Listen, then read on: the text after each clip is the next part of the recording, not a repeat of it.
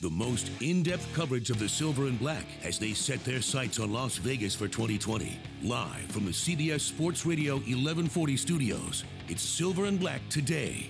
Join the conversation by calling 702-889-5978. Now, here's Scott Gulbranson. All right, welcome everyone. It is Sunday, top of the morning to you. Happy St. Patrick's Day, Las Vegas and Raider Nation around the world, and welcome to Las Vegas's only all-Raider sports talk show, Silver and Black today, coming to you live from the studios of CBS Sports Radio 1140. Hi, I'm your host, Scott Gulbranson, founder and publisher of silverandblacktoday.com, joined by my team, my crew, my co-hosts today. They include our just, again, our redheaded Irish on St. Patrick's Day. Actually, I'm mostly analyst. German. Oh, you're German? Okay. But I'm also not from Kentucky, so you've got everything else wrong. Wait a minute, though. We fixed that, and of course, I'm talking about Mr. Kelly Kreiner. He is with us as well, so Kelly, welcome. Morning. Are you sure? Top of the morning. Not top of the morning? I mean, it is St. Patrick's Day, man. Come on. You okay, you might be some German, but you're also, right? You're also some... He's not leprechaun. I spent 17 years bartending. I hate this day worse than anything. Oh, man.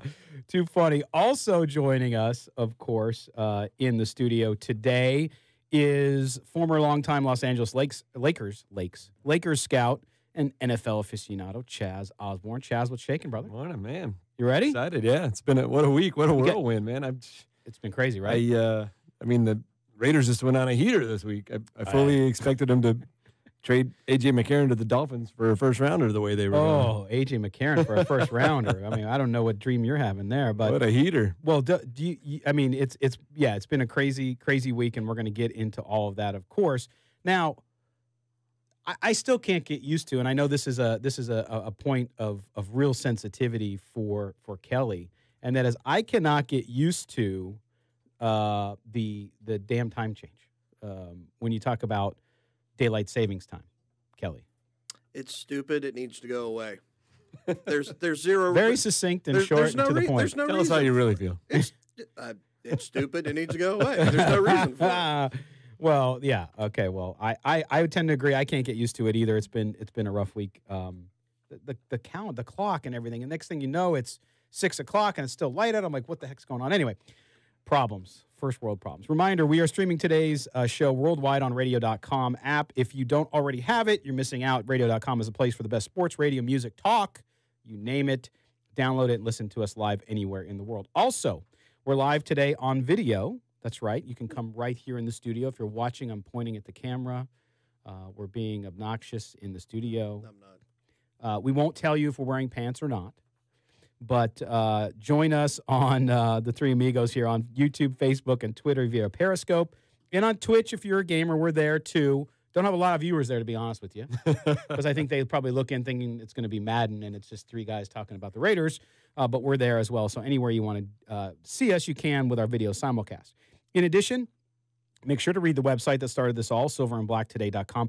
This week, an interesting piece by Chaz Osborne, some guy, right? That I enjoyed, and I haven't seen anybody else talk about it, Chaz. And that was, you wrote the Raiders should sign. They should have a little Fitz magic and sign Ryan Fitzpatrick as the backup quarterback. Why not? We got all this talent. Let's add a little magic. Yeah, well, exactly. So we'll see what happens there. But check it out. Journeyman quarterback Ryan Fitzpatrick as the Raiders backup. I like the idea. It's the only all Raiders website based in the team's future home here of Las Vegas, silverandblacktoday.com. Okay, let's set topics on the table, guys, and run down quickly what's gone on this week. It's a lot of stuff. The trade and signing of Antonio Brown became official, including a press conference to introduce him. We're going to have sound from that shortly. By the way, our crack engineer, David Stepanian, I loaded those in for you, David. They're numbered, so we'll get to those in a second. Raiders also signed wide receiver J.J. Nelson, defensive end Josh Morrow, Chaz Green, the guard, and re-signed Jason. Yeah, Chaz. Signed Jason Kabinda. Also, they signed the LaMarcus Joyner, Jonathan Hankins to a 2-year contract. Released A.J. McCarron, as we talked about, wide receiver Jordy Nelson, and we'll see what happens there. Vinny will be with us. Oops, sorry. Excuse me. Not Vinny. we're going to have Austin Gayle, who's going to be here as well in the first hour. So make sure you stay tuned for that. He's the senior content and strategy analyst from Pro Football Focus. If you haven't read their kind of free agent grading, which I found pretty fascinating and agree with for the most part, he's going to be on with us to share his view and his grades when it comes to the Raiders roster moves, and then including all free agency in NFL. He'll also grade out the winners and losers on every team. Austin's one of the best, so make sure you tune into that coming up here in this first hour. Also in the first hour, we're going to go through the Raiders acquisitions and give you our view on whether or not they hit the pot of gold. You see the theme here? Pot of gold. Okay. Pot of gold, or if there's still gaping holes for this team. What did the moves mean for the team? Where will they go next? We'll have a roundtable discussion and take your calls at 702-889-5978. The team will also talk about the NFL draft for the Raiders. How does the crazy week that was impact what Gruden and company will do in next month's draft? We're going to talk a lot about that. I still say go all defense. I've been that way for months in the first round. Do you agree, or am I nuts? We know the answer to the second part of that question. The guys will tell you their take, and you can also call in and tell us yours. Later in the show, we switch gears and talk NFL salary cap. The Raiders were spending like a sailor on leave in the Philippines, but we all know they had plenty of cap space. But do you know exactly how the cap works? We're going to have Jason Fitzgerald, founder of overthecap.com, will be with us to give us all the capology 101 lesson we need. Fitzgerald will help us also take a deep dive on the Raiders cap situation for both 2019 and next year and see how that goes. It's going to be a gonzo segment for sure. Then we'll ask the question on the heels of me saying I believe the Raiders should go all defense in the first round, fellas. Do you need even a very good defense to win a Super Bowl championship in the NFL? Do dominant defenses like the 1985 Chicago Bears matter anymore? In an era of spread offenses and Patrick Mahomes, do you need a stout defense? We'll debate that question, and we'll let you decide. You can call in 702-889-5978. That one might come to blows. We'll see. We then close out our show, as we always do, with Kelly's Corner as our resident Irish/German/ I don't know what else. Leprechaun? English. Oh, he calls you a leprechaun. English. Okay, so you got a little English. And we'll talk about that. Just a week before his birthday, I texted Kelly last night. I texted Kelly last night wishing him a happy birthday. He's like, oh, that's great. I appreciate that. It's next week. So, but we will, we're on the eve of his birthday, a big birthday. We'll talk about that next week. The eve, a week eve. Used to celebrate for a month. You're still getting a week. Oh, my gosh. For you, it might be Summer's Eve. Oh, sorry. Wrong thing. But he'll pick a subject on demand. We'll debate. Always entertaining and thought-provoking. You never know what Mr. Kreiner's going to do, which makes it great time, great radio. Also, programming note for everyone today. We will be off the air a little bit early as we have NCAA basketball coming up here on CBS Sports Radio. So the show will end 15 minutes earlier at 9:45. Refunds will be available at the box office. No. But we will be done there so that you can hear some college basketball because it is, after all, Selection Sunday, and we have another championship game coming up. There you have it, Raider Nation. You're up to date. We've set topics on the table. Now it's time for you to chime in. 702-889-5978. Tell us what you think, what's going on, and everything that is Raider Nation right now and what's happening. Okay, guys, so let's jump in for a little bit of sound here first, and that is we're going to talk about the Raiders and the press conferences. They introduced Antonio Brown. And David, we're going to play cut one of Mike Mayock in his introduction. Here's how he started the press conference and talking about the acquisition of Antonio Brown. As good of a practice football player, it works as hard as any football player I've ever seen in my life. And when we came here, John and I talked about finding passionate football players that love the game, that practice hard and play hard. And all I'm going to tell you is Raider Nation we got a little better today. And it's all because of the way this guy plays football. Well, there you go. So Mike Mayock, really excited. Yeah. His first big move, voice. right? Yeah, he sounds real excited. But their first big move, and we talked about it last week because we knew they just couldn't announce it and have a press conference until the NFL New Year began on Wednesday, per league rules. But the press conference was not surprising in any way. We'll also hear right now clip number 2 from Antonio Brown himself, where he talks about what he's going to bring to the Raiders. No, we won't have to adjust anything. Oh, sorry. With this guy. And we That's didn't have to John adjust Gruden. much with Amari. But this is not about comparing receivers today. We want to continue to improve this football team. We don't want to have a good receiving core. I want to have the best receiving core in football. And I think to have the best, you got to have the best. And in my opinion, we acquired the best wide receiver in football, and let's get to work. Well, there you go. So, again, John Gruden saying that they want to have the best receiving core, so you got to go get the best. And that makes a lot of sense. But we're going to talk a little bit about whether or not that's the right move in a second here. Is it 3 that's Brown? Okay, number 3. So we're going to go to clip number 3 here, and you'll hear Antonio Brown. Here's what he said in his introductory press conference. I bring accountability. You know, I bring actions. You know, not what I say, what I do. You know, how I approach things. You know, holding guys accountable in the receiver room, developing a pot. You know, challenging guys if we drop a ball.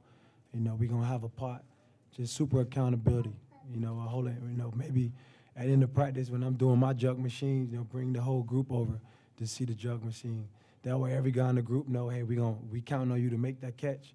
You know, I'm there watching you work, making that catch too, because when we all there, we there together. So, you know, bringing some of the principles and some of the things that make good camaraderie and build good teams to some of the things I know, just, you know, whatever needed. You know, being here, being a leader, you know, taking hold of this thing full rounded. Kelly, you seem to have a little bit of a shock. Accountability? Hopefully he buys a dictionary at that signing bonus. Well, explain yourself. I mean, just at his whole time at Pittsburgh, did he ever seem to be accountable for anything that was going wrong or anything that was coming out? I mean, I know what he's saying, like on the practice field and everything. Yeah, he's a great practice player and everything, but that locker room was a mess. He had the whole thing where he's taping in the locker. I mean, accountability is not exactly his strong point. Well, and Chaz, you jump in on this too, but when it comes to when he says accountability, I mean, we all know what happened last year in Pittsburgh. There's no question that that's a concern, and I think that's where most people's concerns come from. You're talking about the video, which was from 2 years ago, right? And some of the things he did as antics. I don't know if that has to do with accountability. I think while he was said accountability, I think what he's trying to say is that, look, he wants to bring some leadership, but to your point, Kelly, can you be a leader if you've held out on your team and you've done? Do you need a dictionary too? Oh man! Oh my God! I think he's just trying to bring the fun to the game. Jeez, he's almost 40, so he's turning into a crotchety old man over there. I told you. Been there for years, man. Been there for years. But Chaz, I mean, you look at that and you hear a player come in who's had some issues in the locker room, and he says that he has this. But we're going to talk more about Antonio Brown in a second here. We're going to step aside and take a break. When we come back from the break, we're going to be joined by Austin Gayle from Pro Football Focus. He's going to help us grade the free agency so far in the NFL. You're listening to Silver and Black Today here on CBS Sports Radio 1140.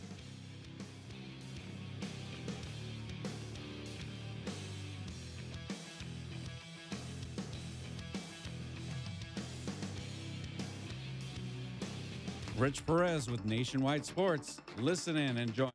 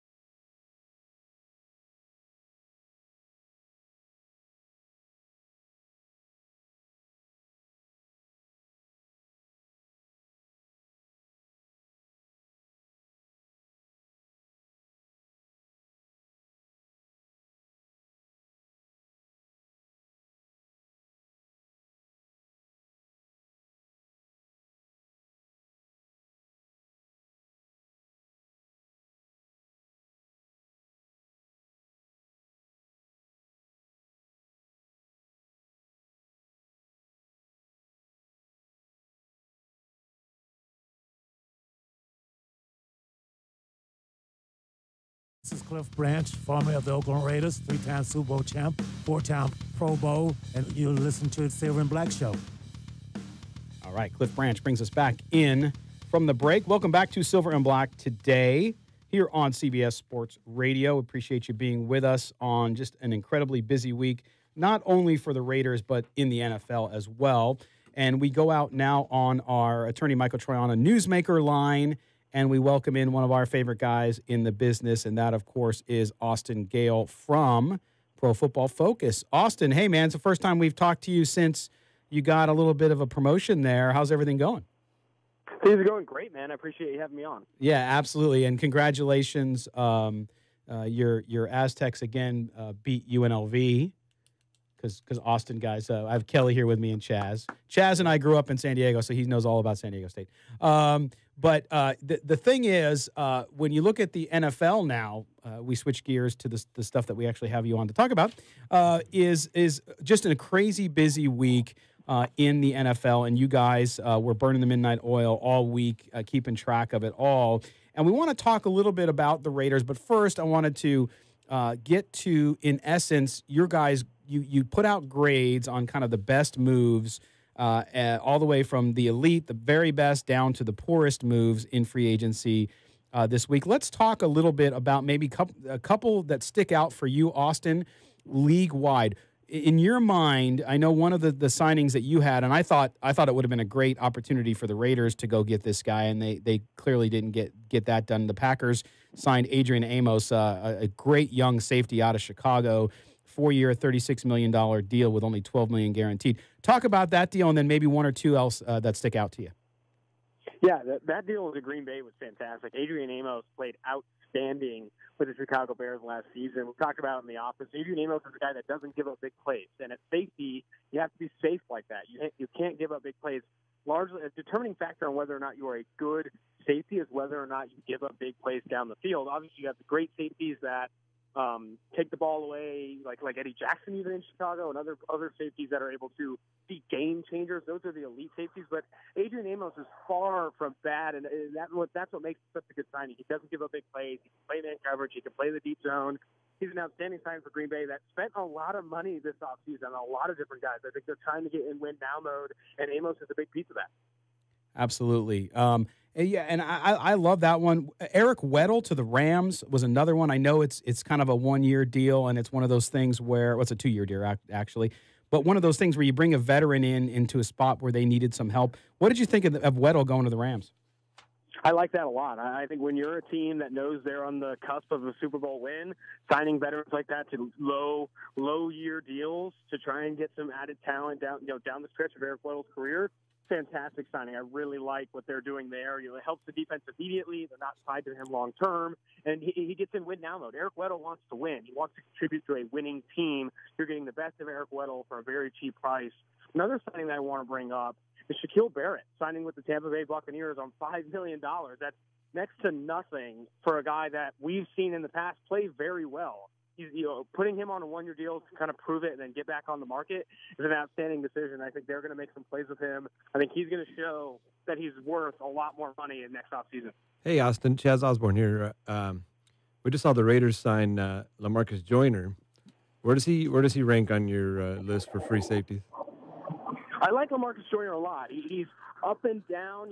You question his size. It limits what you can do with him. You can't put him in man coverage against the Travis Kelce's of the world.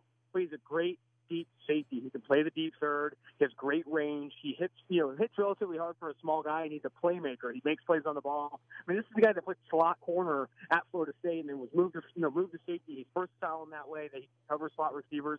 That's very exciting. And if you look at the structure of the deal, the Raiders are only committed to him for $16.7 million for 1 year. If things don't work out in 2019, if he doesn't, isn't the guy, doesn't fit in their system, they can release him and have no money tied to him after. It's essentially a 1-year deal, with a 1-year prove-it deal with options for the team to continue it at a relatively cheap price that will look cheap in 1 or 2 years. And I think the Joyner deal was fantastic, especially given the player that he is. Yeah, we actually have a few of those deals. They did a really good job with the contract so far. Well, and Austin, since we're talking Raiders now, one of the guys that I want to talk about, and I was just in the break, we were talking to the fellas here in the studio, and that was the signing of Terrell Williams. a 4-year, $44 million deal. And I like him because I think he's sneaky good. But in essence, and I know you were talking about this yesterday too, this is in essence kind of a 1-year prove it deal where the Raiders aren't going to be on the hook for a lot of money should it not go the way they want it to. Exactly. It's been masterful to see what Mike Mayock has done with all of the contracts. If you look at it at face value, Tyrell Williams, Trent Brown, and LaMarcus Joyner, big $1 million multi-year deals. However, if you look at the structure of the contracts, all of them can be off the books after the 2020 season with zero money tied. Tyrell Williams and LaMarcus Joyner don't have to be with the team after 2019 if things don't work out, and the Raiders don't have any dead money after that. Same with Trent Brown after 2. After 2 years, all the guaranteed money on his contract is out, and he can be released if things aren't panning out there. It's fantastic because I think Mike Mayock, self-evaluating the roster, understands that this team is not within arm's reach of a Super Bowl. They're not even within arm's reach of the division. They need to put together pieces to build around for 2018 and 2019 and make an exciting team to be competitive. However, they know in 2020 and 2021 when these 5+ first-round draft picks that they have are going into their year 2 and year 3 of their career, and the roster can be competitive, that's when they're going to want money to spend on needs.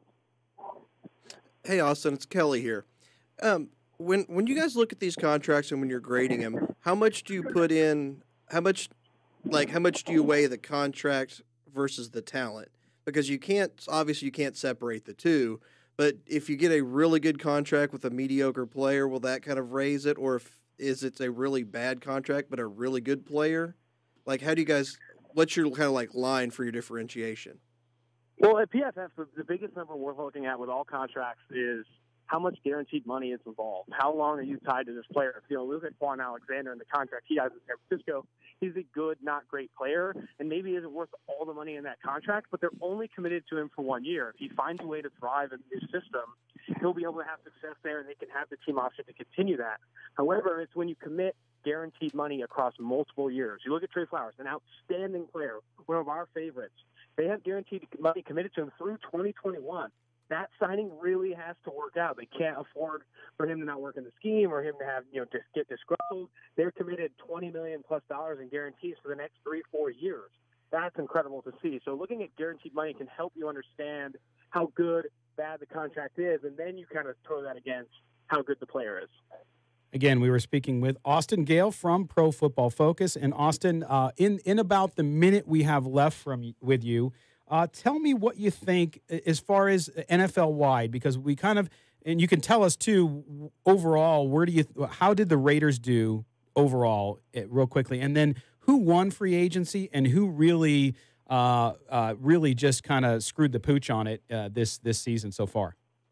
Yeah, that's great. I think a big win in free agency from a team perspective is the Bills. I think the Bills reshaped their offensive line, added veterans and young guys to get better along the offensive line, and added weapons for Josh Allen. If they're going to commit to Josh Allen after his rookie contract, give him the multi-million-dollar deal all quarterbacks get after their rookie contract, they need to know if he can win with good weapons. You bring in a Cole Beasley, you get the offensive line a little bit better, or you reshape the backfield, build around him so you can answer the question, is Josh Allen our guy? I think the Bills did a great job there. In terms of teams that maybe he spent too much money or maybe went too much all in, you look at some of the contracts handed out by the Green Bay Packers. I like Adrian Amos, but they spent a lot of money on unproven guys. Preston Williams, he's a guy that we don't know how good he is. We don't know. He hasn't ever proved that he's a talented guy. Or not Preston Williams, Preston Smith.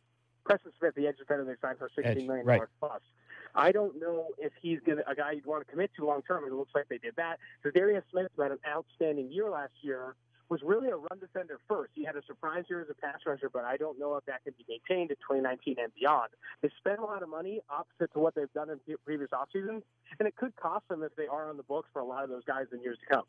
All right. Austin Gayle from Pro Football Focus. Check him out at PFF_Austin Gayle. Austin, thanks, man. We'll talk to you again real soon. Thanks, Austin. Thanks.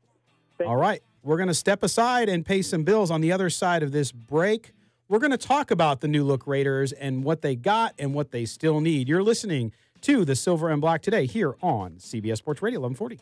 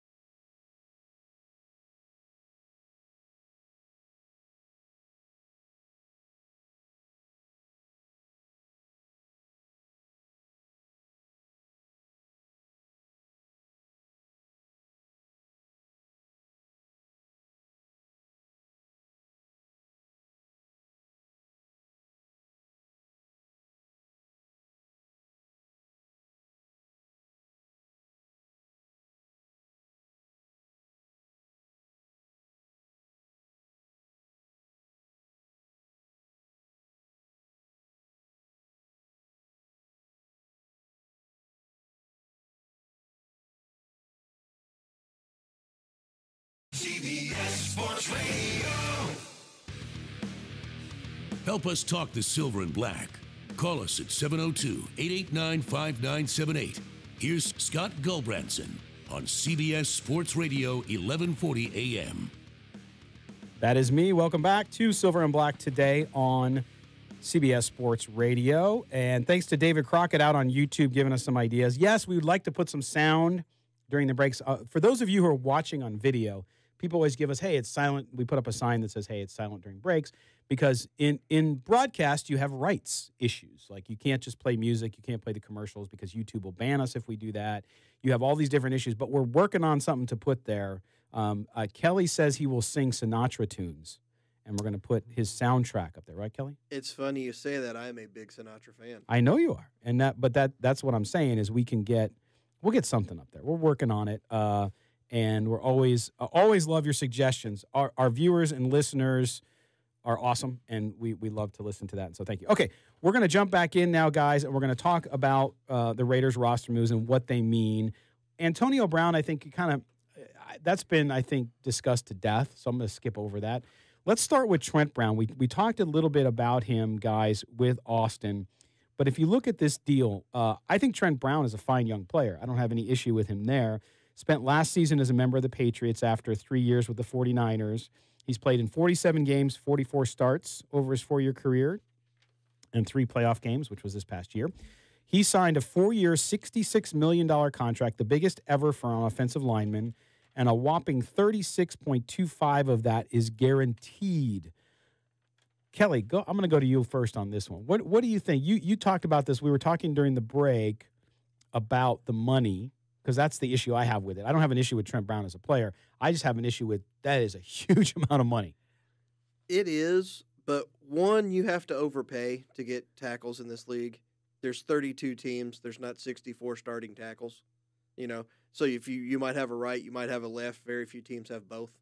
So whenever one that's, to the level of this, that's, like I said, a good tackle, maybe very good if he hits kind of his ceiling, you have to pay for that. The money issue, when you look at it, they have a ton of cap space. They have to spend it on somebody. Yep. You look at the first, the moves they've made with Brown, Williams and everything. That first year cap charge is going to be the biggest part of the charge because you have it now. Right. If they don't get him, they go after like the thought of Juwan James just makes me nauseous. Like paying him $13 million a year is insanity to me. But it's like if you go down a level, you're still overpaying for a tackle. If you're going to overpay for the one you think is the best. Yeah. And also the cap went up $11 million, and I think we had the third worst offensive line last year. So when you look at the deal, it's something you really need, and I don't think it's that outrageous, to be honest with you. You don't think so? Okay, no, I agree with you there. I'm just giving Chaz a little grief here, inside joke. But no, so I get that, and I agree with you. I think you're overpaying for him, but you have to. I mean, again, the market bears what the market bears, and if you look at it, you take big hits this year and next year. Okay, so at the very least, you're spending the money when you perhaps need to. I got to show everybody this. This is Chaz. Chaz we'll tell you why he owes us $1 later. But anyway, the point is, I think good move. Now, we talked about this with Austin too, guys, and that was Terrell Williams, the wide receiver from the Chargers, who is, I think, a really good young receiver. He was undrafted out of college. Is he a game changer? No, but I think he's got a lot to prove, and I think he's got talent. And if you look at the deal they gave him, according to Sport Track, really it's a 1-year deal. They get $10 million cap hit this year and none next year if they let him go. So to me, it's a prove it deal, and I like it. And he really will add a dynamic. I think you have Brown, you have him, and then of course you have other needs that you have, and we'll talk about that later with the tight end and so on. But I really like Terrell Williams. What do you guys as excited about him as I am? For me, I saw a stat the other day that he has more 80. It was either 75 or 80-yard touchdowns than anybody else in the league. And I'm sitting there and I was thinking, well, does Derek Carr have the arm to get the ball out there and everything? Then I was like, but he was getting that from Phillip Rivers. Phillip Rivers doesn't exactly have a cannon anymore. So, I mean, he is a big play wide receiver.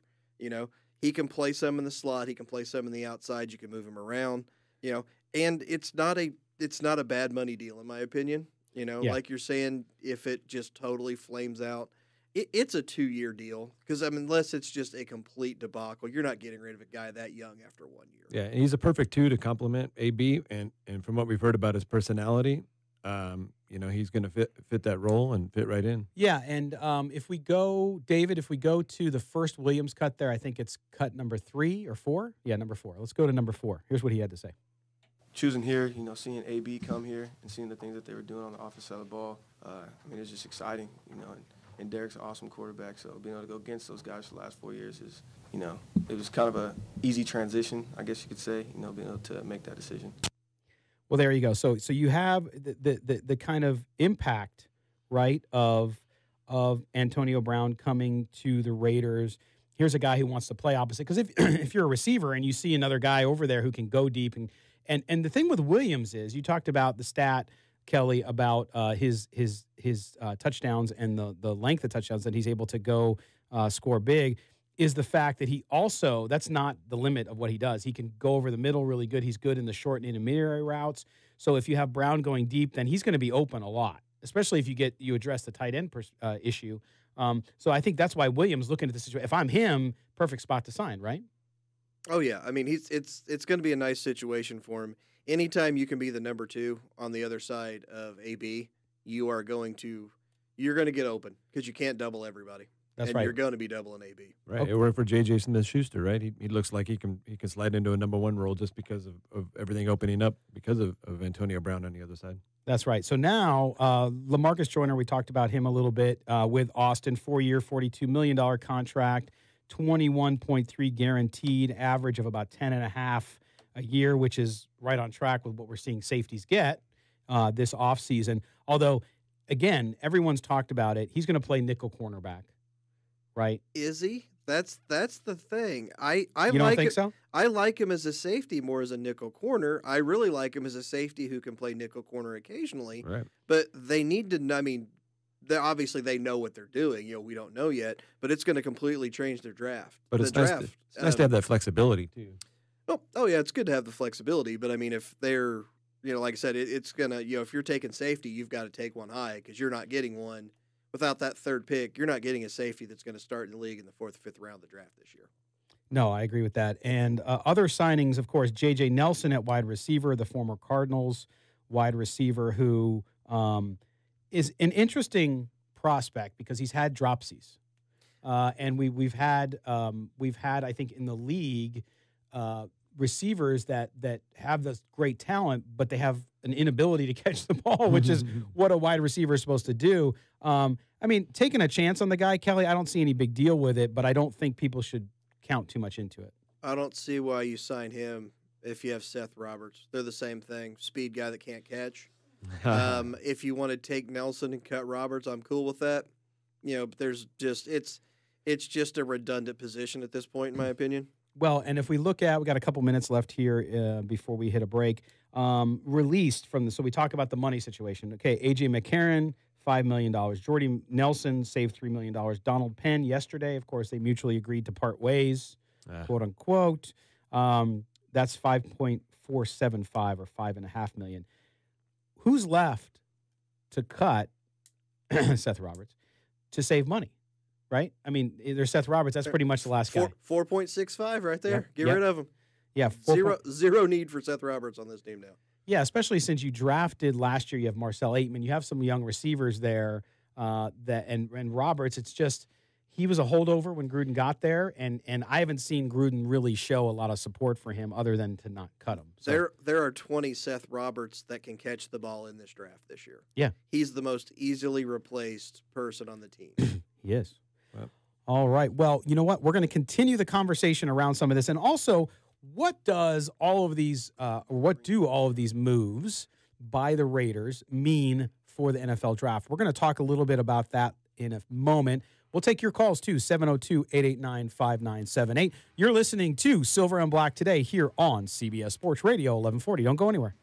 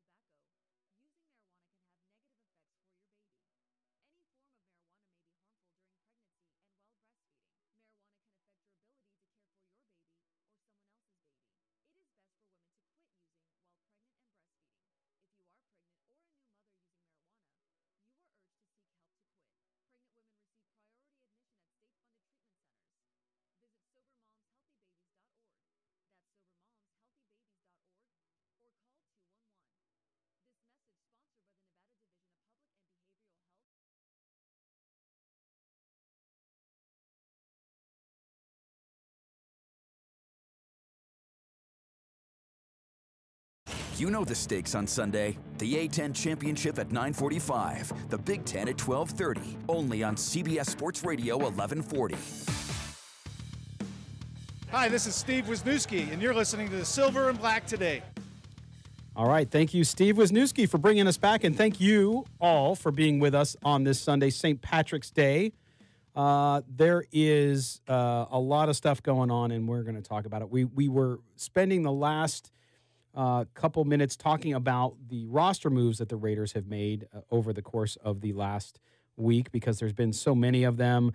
Some of them very impactful. Others, I think, just the opportunity for the Raiders to bring in some folks and see what they can do and maybe give a chance at doing some new things. But we talked about before the break the signing J.J. Nelson. Now, yesterday, the Raiders also signed defensive end Josh Mora, 1 year, $1.4 million contract. They need edge rushers, guys, and they have nobody. He's only the second one on the roster. Again, I think you're going to draft all defense in the first round, so you'll take care of some of that. But anybody else out there? I mean, the only big free agent I think that could help the Raiders that's out there is the Chiefs linebacker, whose name is escaping me now. Justin Houston. So to me, that's a guy out there. He's dangling out there. He's 30 years old. Do you take the flight on him? Do you try it? It's worth a shot. If he stays healthy, he's a good edge rusher. Ezekiel Alonso's still out there. Oh, that's true. Yeah, the only thing I'm hearing about him is people are scared of the shoulder. Because you're hearing nothing. There's just no mutters, no peeps. If you can get him cheap, get, like I said, do a 1 year with an option, something like that. Give him a prove-it deal. I mean, I would definitely bring him in because he is a vast upgrade over anything we have right now. I feel like Josh Morrow is probably just like a bridge player. The Raiders are going to probably, they're going to draft a defensive player, maybe all of them. Yeah, but Chad, do you think they're going to go all defense? I think they are. I mean, I think there's a chance they could take an offensive player down at the bottom of the first round. But if it's me, I would take I'd take defense if it's there. Now, if there's a player if there's a good tight end there low in the first round, I think you do it. But to me, that need on defense is so glaring, and we're going to talk all about defense next hour. But to me, that's what I would do. I'm a defense believer, and I think they I should find go you all very defense. offensive. Hey, best offense is a good defense. Now, the problem is if you just start drafting for need over talent, you wind up with Sam Bowie over Michael Jordan. Basketball reference. Oh, nice. That's exactly right. So, yeah, but that's a good point. I mean, you do in the NFL draft, and we've talked about this before, Kelly, right? When Chaz was traipsing around Southeast Asia, we were talked about that on a show about how, look, yes, you have need, but if you get to a spot in the draft and there's a great player there, it doesn't matter where they play, you got to take them. Yep. That's always been our philosophy. When you're drafting, you put up your draft board, and obviously you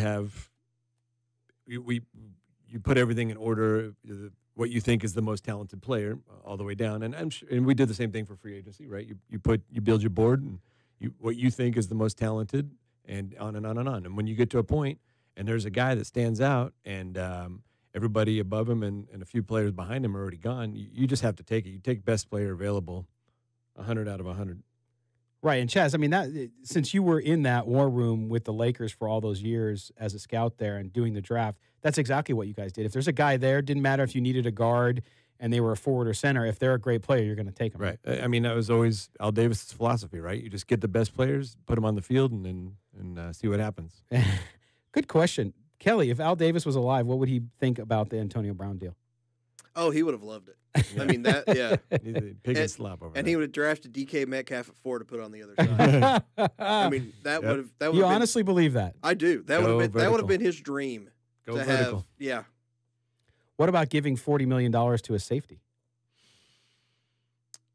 I don't think he could comprehend giving $40 million to him. The cap was only $40 million back then. Wow. Yeah. Well, and here's the thing, though. I mean, if you look at what the Raiders have done, I think fans get excited about it, right? But there was one piece, and a guy we've had here on the show, Michael Lombardi, former GM of the Cleveland Browns and also worked for the Raiders as well. He wrote a piece, and the title is "John Gruden Never Had a Long-Term Plan." Now, we talked about him with Michael, about Gruden, with Michael several times on the show here during the season. And that's the one thing he was very consistent with in our interviews with him, which was if Gruden trades Mac, it looks terrible. But if he's doing it as part of a long-term plan, then we'll see and we'll get it. Same thing with Amari Cooper and all that stuff. Michael does not think he has a long-term plan. He says, and we've talked about this, Kelly and Chaz, about free agency. And if you look at the teams, especially those who've won Super Bowls in the last several years, including the Patriots, those teams didn't go nuts in free agency in the first few days, right? And he states here in the story, I'm just going to read you some of the quotes here. It occurs because teams lay back, let the market set, and then strike at the right moment. So the patience piece here. He says, agents know the desperate teams and they know the courageous teams, and they use teams' interest to set their market. No agent ever says the Bengals have a substantial offer because teams know the Bengals value the right deal. Everyone knows the Raiders will spend money. Everyone knows the Raiders head coach John Gruden is willing to take on problems, that he couldn't care less about culture, and therefore the agents use the Raiders as a lightning rod to help their deals. The smart teams tell agents, let him sign with the Raiders, and the desperate teams keep adding money to the pot. Oof.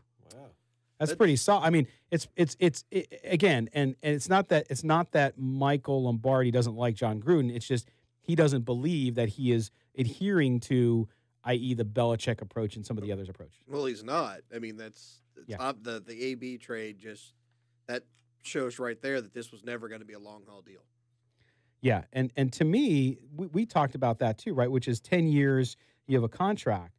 And here's, I'm going to read some more from Lombardi's piece here in a couple minutes. Courageous teams marry the player's talent to the deal. They view themselves as bankers handing out a loan. I love that line, by the way. If the player's ability does not cover the cost, then it becomes a bad loan. He goes on to say that last year, Gruden traded star defensive Khalil Mack. I wrote that I would give him the benefit of the doubt. My reasons for holding off were simple. I wanted to see if he had a plan. He's rewarding a player who quit on his team, i.e. Brown, last season with a new deal, and now instead of having leverage, he has to take whatever Brown and his strange behavior bring. Gruden's philosophy does not look like a substantial plan from my viewpoint. It looks like a coach who wants the older player and values receivers more than defensive linemen.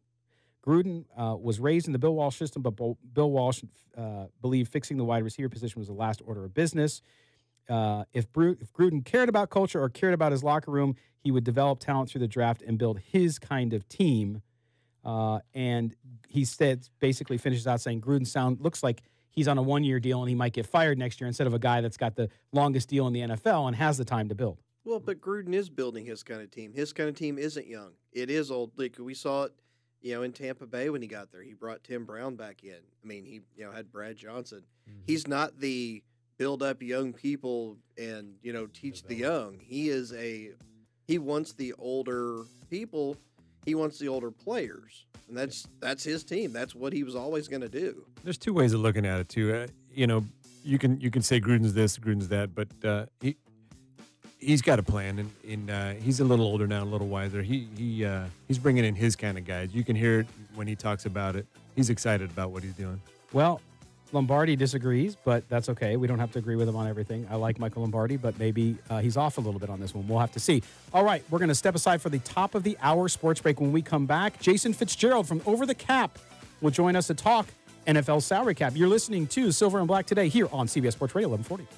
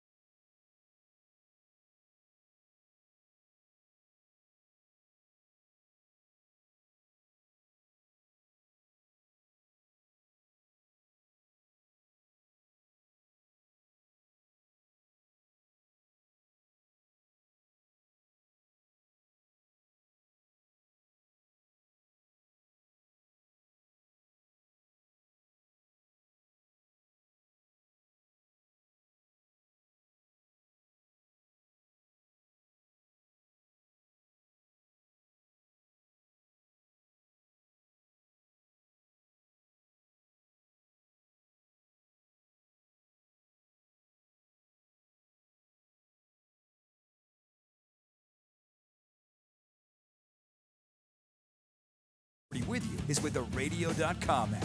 Download it today and listen to us anytime, anywhere. The most in-depth coverage of the Silver and Black as they set their sights on Las Vegas for 2020. Live from the CBS Sports Radio 1140 studios, it's Silver and Black today. Join the conversation by calling 702-889-5978. Now, here's Scott Gulbranson.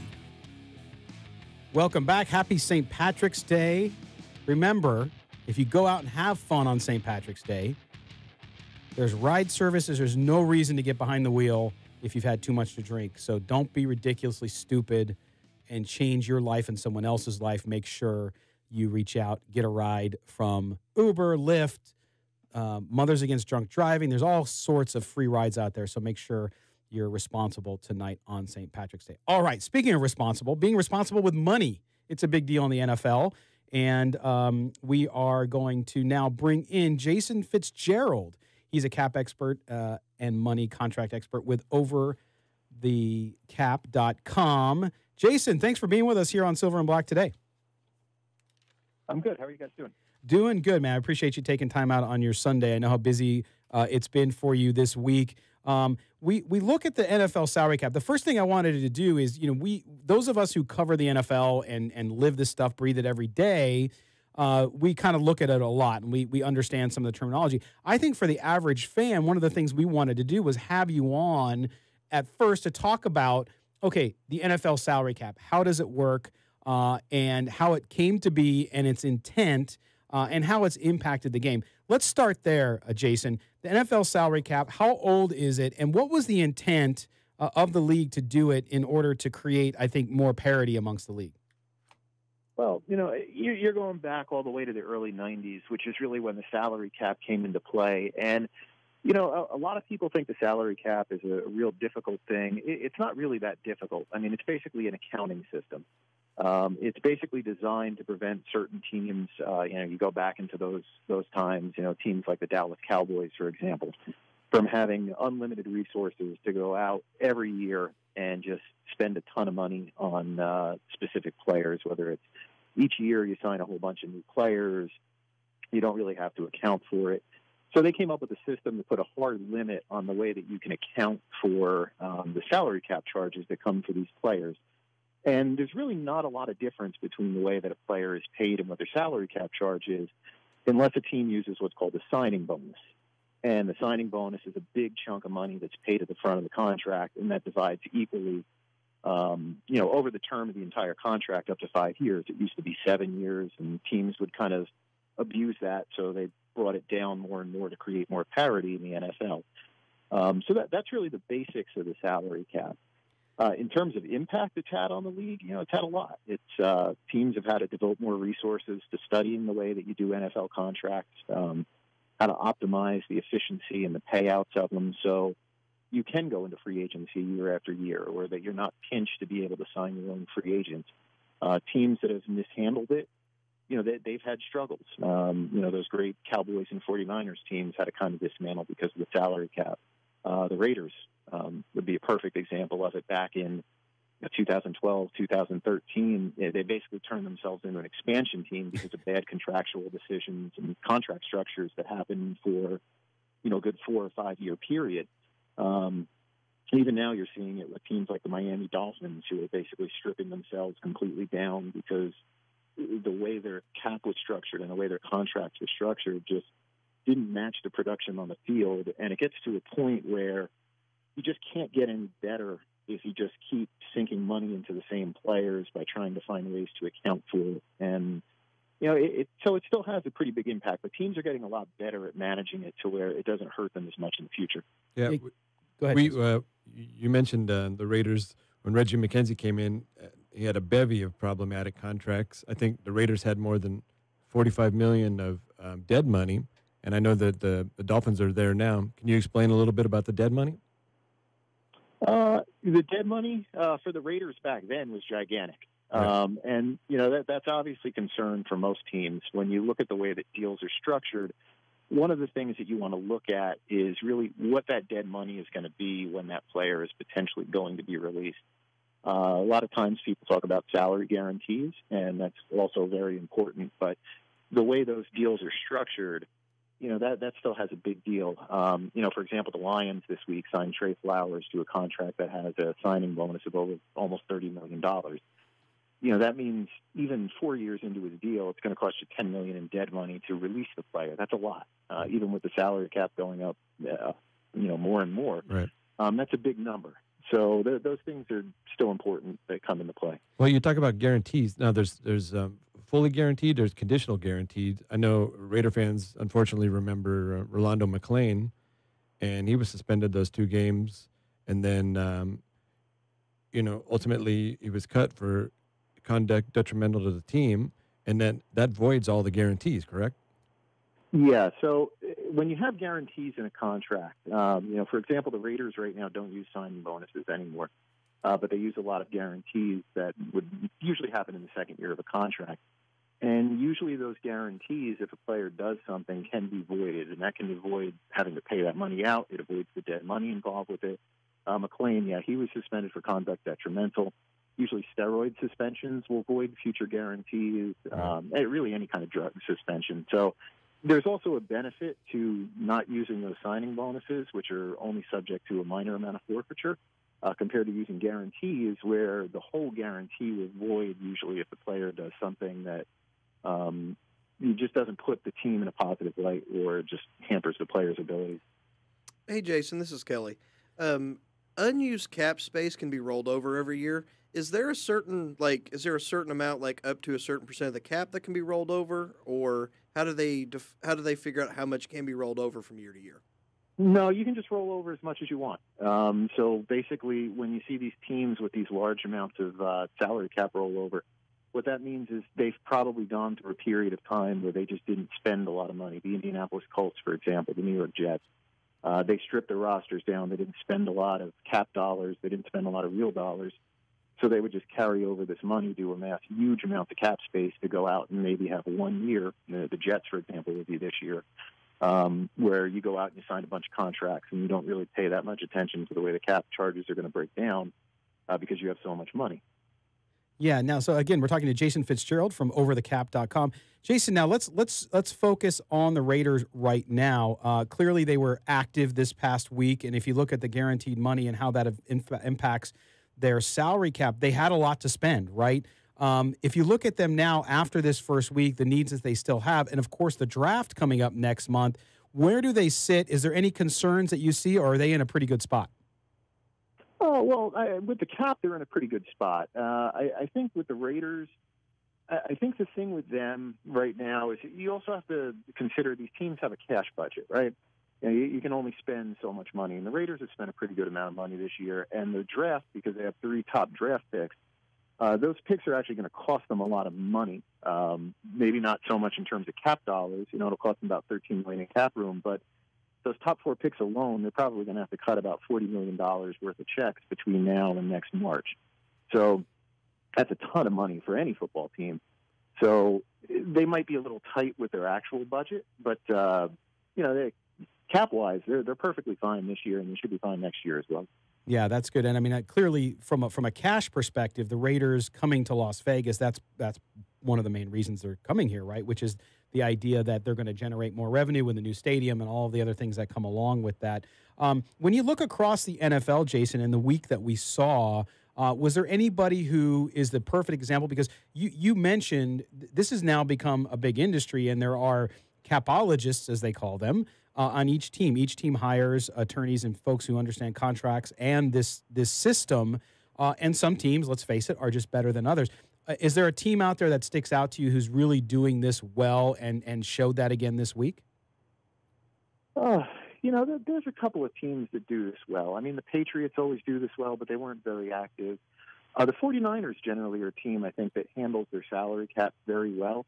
You can question some of the decisions they make. I think it's the players they sign. And you look at them this week, they did sign a lot of players with big injury history, Quan Alexander, Dee Ford. But they usually are able to structure their contracts in a way that are very team-friendly. They have what we call vesting dates, which is when an injury guarantee becomes a full guarantee. They have dates that run into April for those. They put a lot of money in these contracts that players will lose if they actually don't play on Sunday. They're usually able to hammer out pretty good valuations on a lot of their players. Not everybody, but on a lot of their guys, they're able to do that. I think they usually do a pretty good job with it. I think that was pretty evident this week since they were one of the more active teams. Excellent. Well, Jason Fitzgerald, overthecap.com. He's also a contributor over on the Sporting News. Jason, thanks again. I'm sure we'll reach out to you again. We appreciate you taking time on your Sunday. Yep.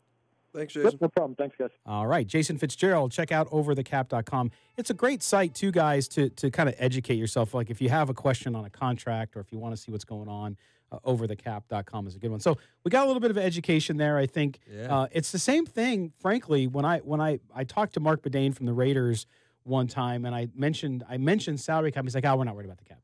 It's more the cash we're worried about and how you structure those deals. And the Raiders do deal. Each team does contracts differently. He mentioned they don't really give signing bonuses anymore. They structure it differently, which makes a big deal. But really interesting. I think for most fans, it's just hard to navigate what the terms are more than it is the actual concepts, right? Yeah. The NBA has a set thing. If you're drafted number one, you get a set salary, number two, all the way down. And for the NFL, not Wild West, but it's a little more complicated. So it's fascinating to talk to the cap. I love people don't think about all the moves and all the 2-3 steps ahead that you have to think about when you're signing certain players and certain contracts. Yeah. Because you got to look ahead. Well, we're going to step aside. On the other side of this break, we're going to talk about defense in the NFL. Do you need a dominant defense? The Raiders should draft all defense in the first round. That's my point of view. We'll see if the guys agree. You're listening to the Silver and Black today on CBS Sports Radio, 1140 in Las Vegas.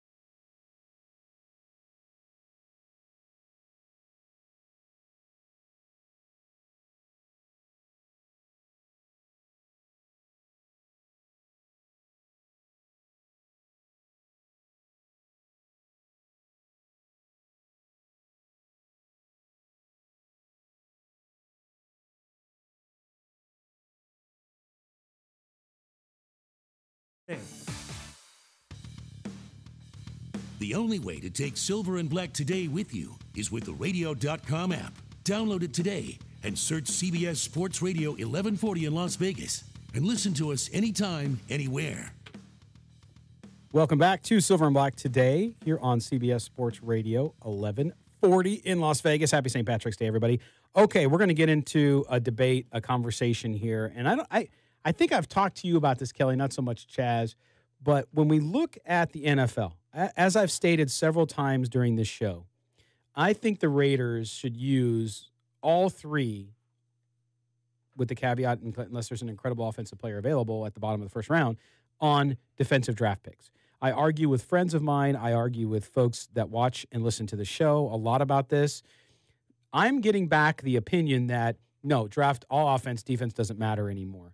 Where do you guys sit? Kelly, I'll start with you. Do you need a dominant defense to win in the NFL, to win a championship in the NFL? 13-3 was the final score of the Super Bowl. The greatest offense in the NFC scored 3 points against the Patriots. Yep. Well, and the Patriots, I think, were the number 5 offense, right? But we almost saw the Jaguars in the Super Bowl 2 years ago. That's a dominant defense there with Blake Bortles as your quarterback, and we saw it a few years back with Peyton Manning and the Denver Broncos defense, and of course, a decade before that with Trent Dilfer and the Ravens. We talked about that a little bit. Those are examples of dominant defenses. You do not need a dominant defense to win the Super Bowl, to win games. What you need is ball control. You need balance.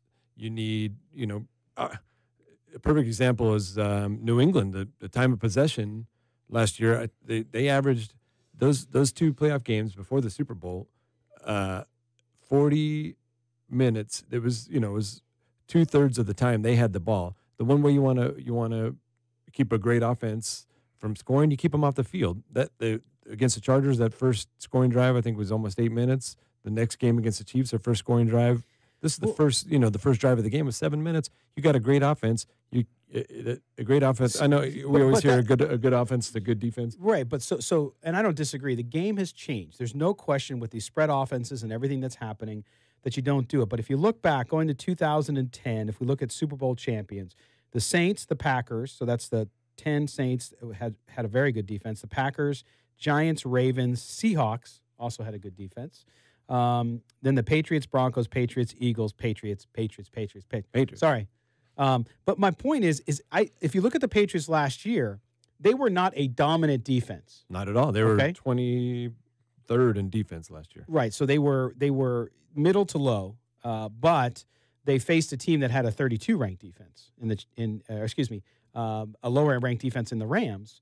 And they beat the 32 ranked defense to get to the Super Bowl when they beat the Chiefs. Correct. So my point is, when it comes to the playoffs, guys, and when it comes to getting to a Super Bowl and winning it, you don't have to have the number one defense in the league, but you have to be pretty good and be able to slow the team down enough to give your offense a chance to outscore the other team. And that's the thing. It depends on what you like. What threshold are you putting for your defense? You don't have to have the 85 Bears to win a Super Bowl.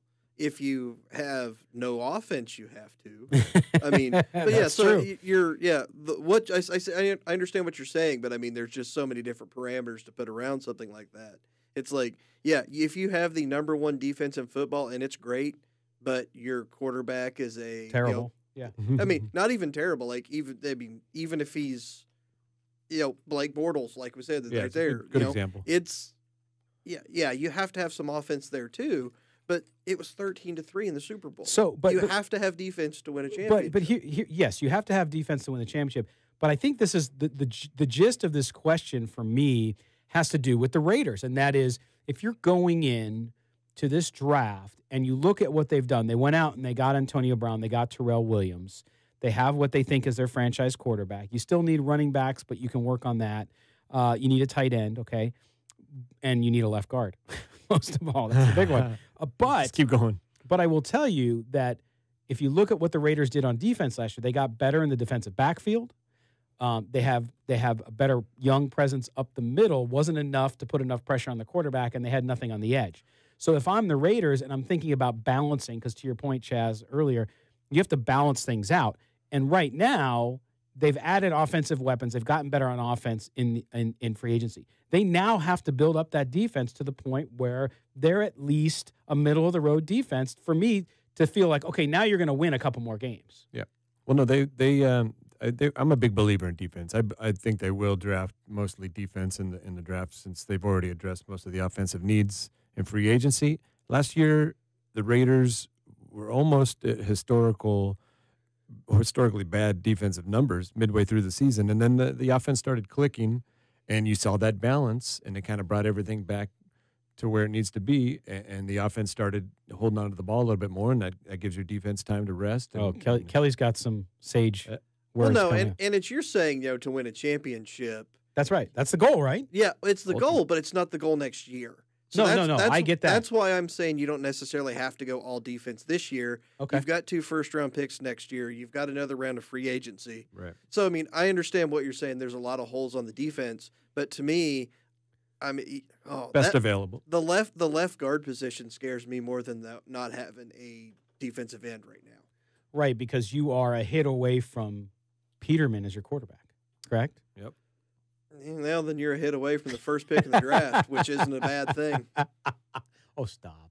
But yeah, no, I hear what you're saying, and that is there are definitely issues on the team, but you have to get defense, and you go by, and we've talked about this 100 times on the show, right?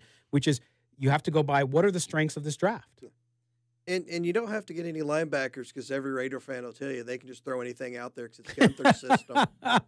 Yeah, no, that's not true. You do need linebackers, but my point is you have a situation where yes, okay, you're not going to run for a championship this year. Fair point, Kelly. At the same time, you have to get better. You have to take those steps, and you can't just say, okay, now we have the best offense in the history of the world. Oh, let's go get some defensive guys now because we want to win a championship. You have to do it together. It has to be that balance, right? Yep. Well, I was going to say Kansas City would do that, but they went the complete opposite. They said, let's get rid of our defense. Let's get everybody that plays defense in general and just go with the offense. Well, that said, though, if you're John Gruden, Mike Mayock, outside of the left guard position, focusing on defense, knowing what you have now, I've always argued, and this year because of the draft, go interior defensive line if the player's there. Otherwise, it's edge. That has to be your top 4 pick, doesn't it? I mean, you guys agree? Yeah. I think it does. I mean, if Quinnen Williams falls to 4, which may or may not, we don't know yet, if they pass on him to go to a Rashawn Gary or another edge, if we're live casting that at the draft, you'll watch me vomit on air. Oh, that's not what we want to see. But you bring up a good point. Rashawn Gary to me is not a first-round draft pick, just not. If you look at what he does, incredible talent, incredible athlete, but from what he did last year, rushing the passer in that system, and all that stuff, he's just not to me a guy I would take there. I just wouldn't. Oh yeah, I mean he's not a number 4 pick, right? He is a mid to late first round pick. The talent alone, you're gonna get a first round. A team take him in the first round because if he hits, will be great. If he's not, he's still got enough talent to where his floor is going to be enough to where you can kind of justify a late first round pick. I don't want him at 4, but if 24 or 27, I can talk myself into that pretty easily. I can't even do that. Sorry, I don't see it. I think you can get a better player there. What other edge are you getting at 24 or 27? Well, I would imagine that. Well, I wouldn't go the edge then, unless for him there. No, I still wouldn't do it. Because I think you'll have a tight end there. I would rather take a tight end. So you're going without an edge in this draft as well. No, but I would say that I think at the end of the day, the edge will be available at number 4. So I think they're going to address it at number 4. And I believe in my heart of hearts, not because I want it, I really would like to see them draft Quinnen Williams. I think that would be the best fit for the Raiders. And he's also the best player to me. Best fit for anybody. But I think it's going to be Josh Allen. I just have a feeling. I don't know why, but I think that's what's going to happen. So I think by the time you get down there, you're going to have other needs outside of edge. I want to see him use that Bears pick next year, try to package it up, move up to 1 to get Bosa. Just end this. Don't worry about your edge anymore. We got it now. Yeah, that's a good point. Chaz, where are they going to go? What do you think? I'm not sold on Bosa 100%, only because, I haven't seen a lot of the draft. I'm still trying to catch up on all the college players this year. We need defense. But like you said, I guess they're going to go best available when it gets down a little lower. Yeah. Because we do have next year as well. So take the best player you can, put him out on the field, and let's make this thing happen. That's right. Well, it's going to be fascinating. We're going to have a lot of time to talk about it as we get into the kind of doldrums of the offseason after we get past this next month, which is Greg free Dortch, agency. 5th round. Grab him. Greg Dortch. 6th round, sorry. You're the big Dortch fan. I am the Greg Dortch apologist over here. Dorchologist. All right, we're going to step aside. When we come back, our final little deal of the day, which is going to be Kelly's Corner, where he's going to drop some knowledge on us. You're listening to Silver and Black today here on CBS Sports Radio, 1140 a.m.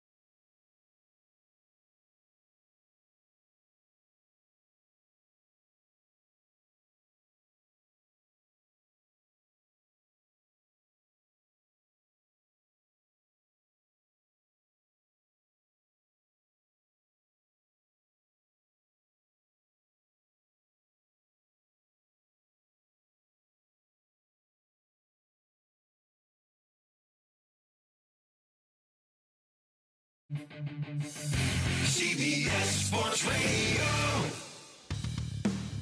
This is Mark Bedane, president of the Raiders. You're listening to Silver and Black Today.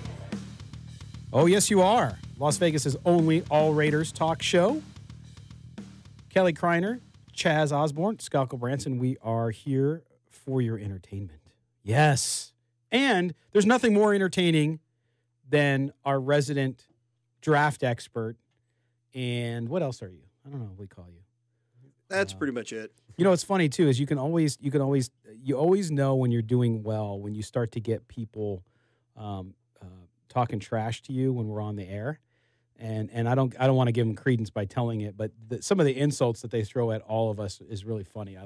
It's enjoyable, and sometimes they're really funny, and I actually laugh at myself even if it's a put down because it's funny.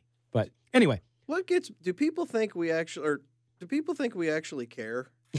Like, I don't care what the people I know think about me. I really don't care about what somebody out there I've never seen thinks about me. Well, and the funny thing is you have you just go with it, and it's fun, and that's part of the whole deal. I mean, you don't go into the media business at all, no matter what level you're at, to like it. But the point is, people watch the show, they listen to the show. We have great listeners. Without them, without the viewers, we're not here. So I appreciate them. But we do have some a-holes occasionally that pop in, and good for them. I'm glad they're watching. Keep watching. There's a lot of people. There's a lot of people who don't like us, who talk trash about us, and watch us and listen to us because I can see the numbers, and it's awesome. Keep doing it. We appreciate it. All right, Kelly, it's your corner, man. Take it away. All right. I know we're a football show here, but for a couple minutes, I'm going to give you a little bit of basketball knowledge. Oh, it is Indiana. It is Selection Sunday today. As we all know, most people will be spending most of their workday tomorrow printing out brackets and filling them out. Two pieces of advice. One, don't expect to win your company pool unless you are a secretary that knows nothing about sports. Absolutely. Administrative assistant. Come on. And two, chalk, chalk, chalk. Your Elite Eight better have most of your Elite Eight better be 1s, 2s, and 3s. Don't be that person that wants to be the smart guy and be like, yeah, I had that 7 seed winning it all. It doesn't happen. Okay? One other little piece of advice, and this is for the people that might like to throw a couple bucks or two on a game. Everybody's going to be loving Murray State this year in their opening round. Let all those people throw some money on them. Hit against whoever they're playing. I don't even care who they're playing. They can play anybody. Bet the other side right before the game taps. You're going to get the best line. Murray State does not deserve to be in the tournament this year. Wow, there you go. All right. The Racers. And those Murray State grads out there not real happy with Kelly right now. The number 3 pick in the draft, I know, is on their team. I don't care. Well, the thing about the NCAA tournament, again, you say it's a football show, but this last segment we kind of do wild card stuff, is, to me, it is without a doubt the best non-competitive sport event there is, and that is the Selection Sunday. I think sitting the bracket thing, back in the old days, for old guys like me, we printed it out and had to write it in real fast as they went down the screen. Right. Now you can print out these pre-printed brackets and wait so people don't do it. I don't think it's as exciting. We used to do predictive brackets too, where we would do a contest that way. Now it's gotten that way. The one thing I do hate, though, is when you hear people on the radio and they go through the bracket. Well, I got this team, and who cares? To your point, who cares? Like, pick your stuff, have fun with it, and my wife does that with my son at home with football. It's like, pick this parlay for me. And I can't tell you how many times the kid has picked like 9 out of 10 teams on a parlay with no knowledge whatsoever. Yep. Your NCAA bracket's kind of like your fantasy football team.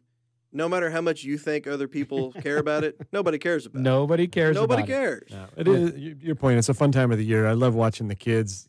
Today on Selection Sunday when they got them all grouped together in the gym or wherever they are, and their name gets called, and they all just freak out, and they're so excited. And they work hard to get to the spot, and then they get rewarded. It's fun. Well, and not only that, but you have so many people and so many teams who never get the opportunity to go. So when you do get to go, I don't care if you're a small school, big school, it's something you remember for the rest of your life, win or lose, and certainly it is. Now, just a little bit of a soapbox. I think with all the money involved now, it's gotten away from kind of how it used to be. But what hasn't in the world, right? Nowadays, everything kind of gets a little corrupted by money. We saw the college scandal this week with the celebrities paying their way in. Yep. No different than how athletes get into college, in my view. So But to me, it's such an exciting point. It's a time like the Super Bowl. Super Bowl Sunday, everybody cares about the Super Bowl because it's a party. Right. When it comes to the NCAA tournament, everybody cares for those at least the first 2 weeks when it's most Usually just exciting. the first weekend. Yeah, first weekend is great. First weekend in Las Vegas, Kelly, you know too. We're working in the service industry. The first weekend in Las Vegas is just as big as the Super Bowl. Thursday and Friday's wild. Yeah. You know, I mean, it's great. Saturday and Sunday, you've got a few less games, so they're a little more spread out. Right. It's not quite as hectic. But yeah, this is my 4 favorite days of the year. I mean, to me, there's just nothing better than Yes, it's a blast. But you mentioned the college scandal thing. What these people screwed up with, they put their name on a check, not their name on a building. If you if you donate money to a school to start a building, your whole family's in that school for decades to come. Yeah. That's right. Well, no, and it's funny too because if you look at the situation, they cheated to get in. There's no question. But there's a CBS sports radio show on an hour before ours, the John Kincaid Show. I really like John. He's out of Atlanta, national host. But he brought up the point. He's like, look at Duke. The average SAT score of kids that are admitted to Duke University is 1460. Do you know what you have to get as an athlete to get into Duke? I'm guessing about 300. Not that bad. It's 1,000. So you tell me, and someone called in and said, look, yeah, but those kids, they toil and they sweat and they work at their sport. Yes, but that doesn't matter. Their parents, these celebrities, their parents toiled to become actors and make a lot of money. That because you worked hard at something doesn't give you the opportunity to get into an academic institution with a score that is 460 points below the average. So the indignation by people over these, and I'm not excusing it, I think it's terrible. But again, back to your point, Kelly, which is influence and buying your way into school, it's happened. This just happened to include wire fraud, which to what I would tell them is fake charities and as some of those in my Italian bloodline know very well, do it all in cash so you can't track it, right? If you use nothing but paper, there's no paper trail. That's right. That's right. So, but it'll be interesting to see how that all pans out. But I think that, yeah, the NCAA tournament this weekend, next weekend, is going to be fascinating. It's always fun time here in Las Vegas. So many people come here. I think it's probably the biggest guys trip weekend of the year. People from all over the country come in and have fun. And it's not football related, of course, but it is sports related. Bring it back to football. Just, you had mentioned Donald Penn at the beginning of the show. I don't know how you guys feel about Donald Penn. I got a chance to meet him in a casual setting after a game one time, and I got to talk to him about 5 or 10 minutes. And just what a great dude, you know. I just loved his toughness and his passion on the field. And, from all the reports we heard about what a great person he was off the field. And I finally got a chance to meet him and talk to him for a little bit. And, he really was a great guy. He's really going to be missed, in my opinion. Take care, Donald Penn. Appreciate you. Are you getting choked up there? Yep.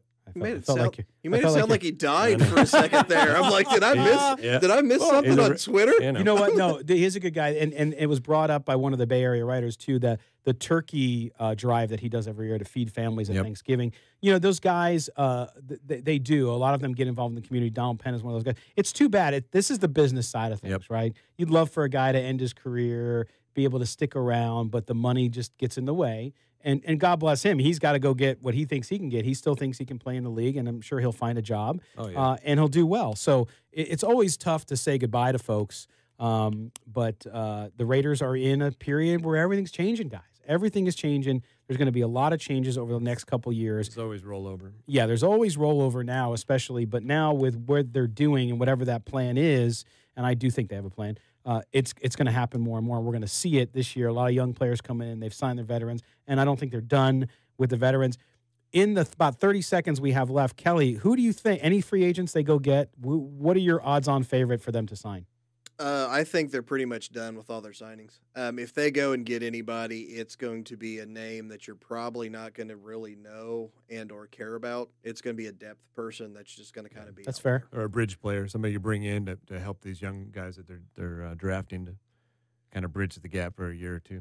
Yeah, that's good to know. All right. Well, we are in a shortened show because of said NCAA basketball. So in the biz, a segue. Thank you, Kelly, for making your segment about college basketball. But we want to thank you guys for joining us here on the Silver and Black today. Kelly Kreiner, Chaz Osborne, I am Scott Branson. We appreciate you being here as always. Make sure you subscribe to the podcast and subscribe to this show so you can get it after the fact so you don't miss another one. And we will be back here next week. Same time, same bat channel. We appreciate your support, everybody. And it'll be another exciting week, I think, in Raider Nation. For the entire team and for our engineer, David Sapanian, I'm Scott Branson. Thanks again.